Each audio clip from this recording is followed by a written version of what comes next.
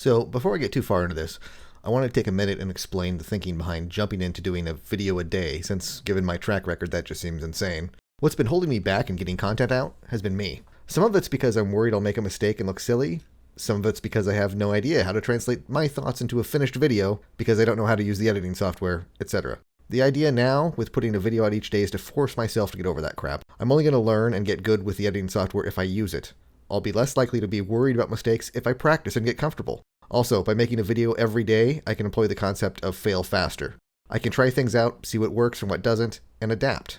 There's a great video about this concept from Extra Credits, which I'll link in the description. Okay, so what to talk about today?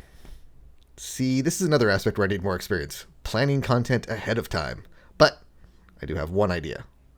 Fallout 4 released more than a year ago, back on November 10th, 2015. I've wanted to do a proper in-depth review of this for a while now. In fact, it's actually one of the projects I've been thinking about for the past couple of weeks. Let's do a pre-version of that. We're not going to touch on everything here since this video has to go out today, but we can do a rough overview. To begin with, some background on my experience with the Fallout series. Fallout 3 was the first game I played, quickly followed by New Vegas, and I completely loved them. I'm not a lore master, so I couldn't tell you if there were any inconsistencies, but I liked the storylines. I liked being able to make what felt like real decisions with consequences in the game. I liked all the options which were laid out before you, and overall I just liked that you could play the games however you wanted. So, before I head down this path, I want to emphasize this is not a proper review. It's a pre-review concept discussion. Something we can talk about a little, exchange some ideas, and then come back to give a fully fleshed out review later.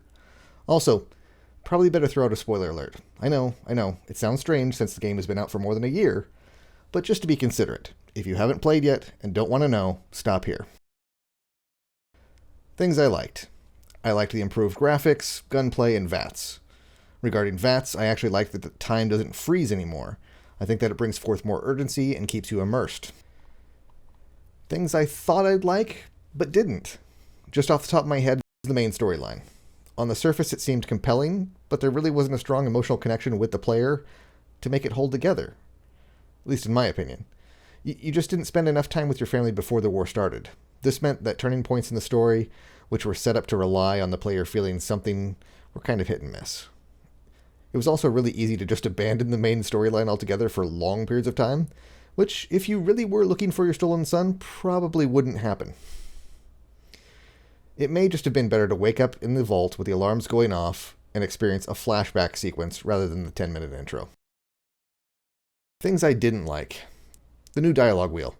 There are two major problems with this change. One, not knowing what your character was actually going to say, and two, the lack of any real choice. It didn't matter whether you were negative, positive, or sarcastic. The result would be the exact same, just sending you down a predetermined path of the story.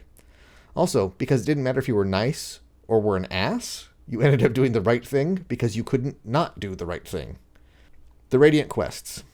For me, this mostly has to do with the ones from the Minutemen. I may get a bit nitpicky here. First, no matter how many settlements you secured, and how strong they were, and how many Minutemen you would just run into as you ventured around the countryside, somehow there were mass amounts of roving gangs of raiders, kidnappers, and super mutants just terrorizing everyone. Another issue I have with them is where you would get sent to help a settlement, and the help turns out that they know of another settlement just around the corner from here. One which would be great if you could go and secure so that others could settle there. Then you find out that just around the corner from here is like all the way across the map. The same problem also applies where some raiders came and they know where they're coming from, but they can't stand up to them, blah, blah, blah. The only working vehicles you see in the game are the Pridwin and Vertibirds. But I swear, everyone must have cars and they're driving everywhere all the time. It's the only way people have such poor distance identification. Okay, time to try and wrap this up quick. The quest where the Slog, a settlement run by ghouls, wants help because a pack of feral ghouls has been wandering nearby. I thought feral ghouls just ignored non-ferals. And finally, someone has been kidnapped, and when you go to rescue them, you find out that super mutants took them. First of all, the settler who told you about the kidnapping couldn't be bothered to give that little detail. Second, the super mutants want a ransom? Really? Let me know in the comments below what you liked or disliked about Fallout 4. Do you agree or disagree with my opinions? Why or why not? If you liked this video, you can let me know by hitting that like button, and if you haven't subscribed yet, click that too. See you tomorrow.